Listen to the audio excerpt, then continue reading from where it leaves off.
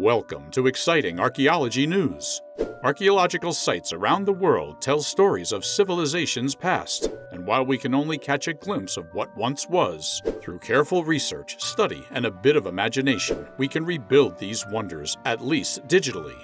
Today, we're diving deep into the fascinating world of archaeology, and specifically, we'll explore what some of our world's most intriguing archaeological sites used to look like. Number 10. Termessos. The province of Anatolia in Turkey has numerous stunning ruins of its ancient Greco-Roman past. Termessos was a massive city built on the summit of a peak more than 1,000 meters in elevation on the southwestern slope of Mount Solymos in the Taurus Mountains. In Hellenistic times, it was known as the Eagle's Nest because Alexander the Great could not take control of the region. A theater, gymnasium, and different temples are just some of the Greco-Roman style buildings that can be found around the city. Earthquakes have left many stone sarcophagi scattered throughout the forest, making for an interesting find for hikers. Alcetus, a general under Alexander the Great supposedly betrayed by the city fathers, is claimed to rest in one such tomb. Upon his death, the young people in the area constructed a grand tomb for him, complete with intricate high-relief carvings. Number 9. Chichen Itza. Chichen Itza is a well-known archaeological site. It was selected as one of the new 7 Wonders of the World on July 7, 2007. The Maya of the Terminal Classic period created this massive city. Tim Municipality, Yucatan State, Mexico, is home to the archaeological site. There are 26 Mayan ruins to explore in the Mayan site of Chichen Itza, with 6 locations in Old Chichen and 20 located in New Chichen or Chichen Itza. Although the Chichen Itza Pyramid is the most famous Mayan ruin, other sites like the El Caracol Observatory, the Temple of the Warriors, and the Mayan Ball Game are just as significant. Artifacts include the typical lithics, ceramics, bone, and shell artifacts, and about 250 mammalian remains found in Maya burials and caches, as well as the rare remains of hundreds of textiles, wooden objects, and copal incense offerings preserved in the waters of this limestone sinkhole. The striking thing about these artifacts is the brutality with which they were destroyed before being tossed into the emerald waters of the sacred spring at Chichen Itza. Number 8. Acropolis of Athens. The Acropolis of Athens is one of the world's most famous ancient archaeological sites.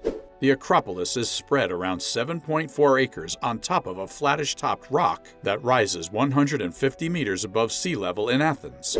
The Acropolis has served as home to kings, a fortification, a place of worship, and a popular tourist destination over the years. It is a testament to Greece's resilience that it has survived the bombing, severe earthquakes, and vandalism to serve as a living monument to its history. Several ancient temples can be seen there today, the most well-known of which is the Parthenon, making it a cultural UNESCO World Heritage Site.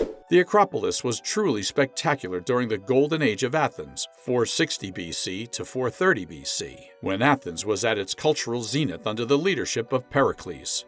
Pericles, intent on bringing the Acropolis grandeur to new heights, launched a vast construction project that would last for 50 years. Sculptor Phidias and architects Callicrates and Ictinus worked under his supervision to bring Pericles' vision to life.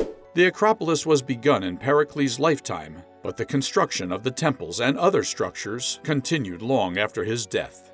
Number 7. Tikal Temple 3. The ancient Maya city of Tikal, located in the Petén department of present-day Guatemala, was home to several impressive pyramid temples, one of the most important being Tikal Temple 3, also known as the Temple of the Jaguar Priest.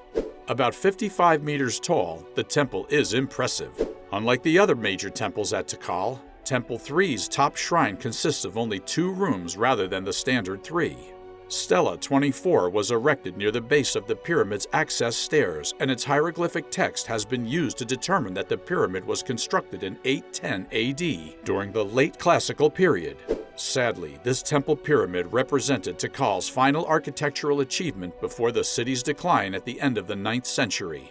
Located directly south of the Tozer Causeway, Temple 3 faces east towards the Great Plaza. A lintel depicting a fat person draped in jaguar skin is at the summit shrine's inner doorway between the 2 rooms. Only 2 sculpted lintels remain at their original locations at Tikal, and this is one of them. Number 6. Machu Picchu, the sky-high citadel. Machu Picchu in Peru is often referred to as the lost city of the Incas. Perched high in the Andes over 7,000 feet above sea level, Machu Picchu is a stunning array of stone terraces, temples, and palaces today. Machu Picchu was a thriving community at the height of the Inca Empire in the 15th and 16th centuries. The terraces that cover the mountainside weren't just decorative. They were a sophisticated agricultural system, allowing the Incas to grow a variety of crops on the challenging terrain. The temples and the houses were likely covered in thatch roofs, and inside you would have found pottery, tools, and perhaps even a fire burning for cooking or warmth. And it wasn't just a residential or agricultural site either. The temples of the sun and the three windows were spiritual sites, and the Intihuatana stone was used for astronomical observations. Its location wasn't chosen randomly, it was deliberately built in the high mountains, hidden from view from outsiders. Imagine the sense of wonder and astonishment when it was rediscovered by the outside world in 1911.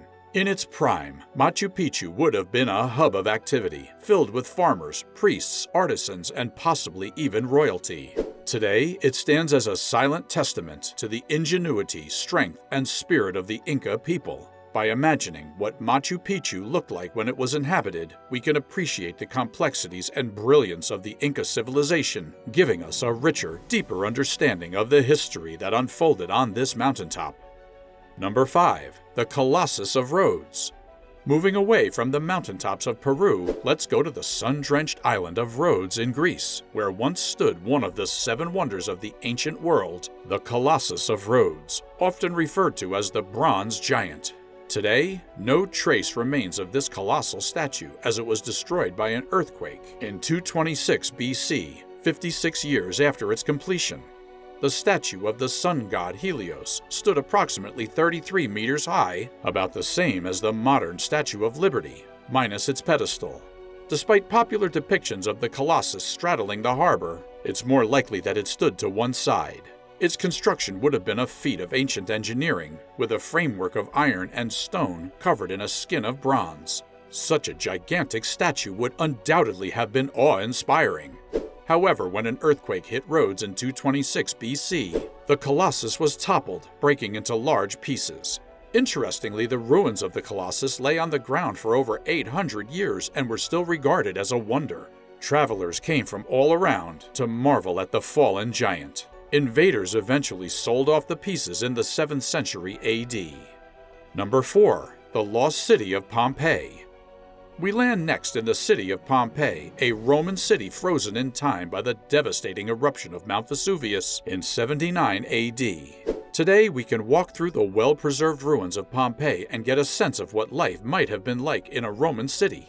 Pompeii was a bustling city filled with various people from different walks of life. There were merchants, politicians, slaves, freemen, and women, all living in a city adorned with bathhouses, markets, temples, and a grand amphitheater. The streets were lined with shops selling goods from all over the Roman Empire. You could walk down the main street, visit the forum, listen to political debates, stop by the tavern for a drink, or watch a play, or a gladiatorial combat at the amphitheater. The houses were beautifully decorated with vibrant frescoes, mosaic floors, and internal gardens. They ranged from the modest apartments to lavish villas, reflecting the wealth and status of their inhabitants. However, life in Pompeii dramatically stopped in 79 AD when Mount Vesuvius erupted. In a matter of hours, the city was buried under a thick layer of volcanic ash and pumice. Today, the archaeological site of Pompeii gives us an unprecedented snapshot of daily life in a Roman city preserved for millennia under the volcanic debris. Number 3. Hadrian's Wall. Now we move north to the wind-swept landscapes of northern England, to the time of Roman Britain and the magnificent Hadrian's Wall. The wall was an ambitious project, commissioned by Emperor Hadrian in 122 AD, stretching approximately 73 miles from coast to coast. This colossal stone barrier, punctuated by forts, towers, and gateways, was the northernmost boundary of the Roman Empire. Along the wall, you'd see Roman soldiers from across the empire, merchants selling their wares, messengers passing news, and locals interacting with the Roman forces. The wall wasn't just a defensive structure, but a vibrant, bustling frontier. But life on the wall was not easy. Soldiers had to endure the harsh weather, isolation, and the threat of conflict with local tribes. The wall stood as a testament to Rome's power and engineering prowess, but was also a place of struggle and survival. Number 2. Domus Orea. Next, we go back to Italy, to the heart of ancient Rome and the extravagant imperial residence known as the Domus Orea, or the Golden House, built by Emperor Nero. Today, much of the Domus Orea lies beneath buried buildings and parks. Built after the Great Fire of Rome in 64 AD, the Domus Orea was an opulent palace complex that covered between 100 to 300 acres. It encompassed not just rooms and galleries, but also artificial lakes, vineyards, pastures, and even a colossal statue of Nero himself, known as the Colossus of Nero. Walking through the Domus Orea, you'd see walls covered with frescoes, high, coffered ceilings, and according to ancient writers, the extensive use of gold leaf, from which the complex got its name. Imagine an opulent landscape of lavish banquet halls, galleries filled with works of art, a rotating dining room, and all sorts of architectural marvels. After Nero's death, subsequent emperors, starting with Vespasian, began dismantling and burying the palace, replacing the Domus Orea with other structures, including the famous Colosseum. Today, the remains of the Domus Orea offer a tantalizing glimpse into Nero's Rome, its luxuries and excesses. The wall paintings have particularly influenced Roman and later art, as their rediscovery in the Renaissance led to the style known as grotesque, due to the grotto-like feel of the excavated rooms. Number 1. Parthenon. Our last stop is in Athens, Greece. The Parthenon, a defining symbol of Western civilization, stands atop the Acropolis, where it has endured for over 2 millennia. The Parthenon was built as a temple dedicated to the city's patron goddess Athena. Its exterior was adorned with intricate sculptures depicting various myths and historical events, including the Panathenaic procession, a significant religious festival in Athens. Imagine the sight of this grand temple shimmering in the Mediterranean sunlight, its white marble columns supporting a painted entablature. Unlike what we might think, the Parthenon, like many Greek temples, was quite colorful. Entering the temple, the centerpiece was a massive Athena Parthenos statue made of gold and ivory. She was depicted wearing a helmet, holding a shield in her left hand and a small statue of victory in her right. Over the centuries, the Parthenon has served various roles: a treasury, a Christian church, a mosque, and even a gunpowder storage. Each change left its mark on the building, not always for the better. The most significant damage occurred in the 17th century, when an explosion severely damaged the structure. Thank you for joining me on this incredible journey back in time. If you enjoyed the video, don't forget to give it a thumbs up, share it, and subscribe to our channel for more fascinating explorations into the past.